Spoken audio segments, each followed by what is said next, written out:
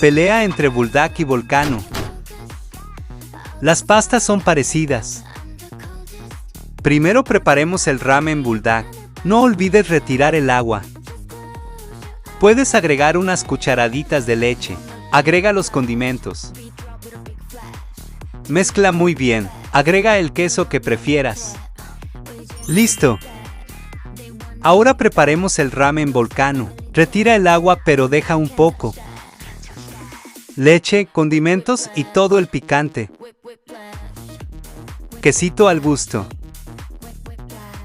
Emplatamos y a ver qué tal. Sí hay diferencia en todo. El Volcano sabe a pescuezos con Valentina, jaja. Definitivamente nos quedamos con Bulldog Carbonara. ¿Tú cuál prefieres?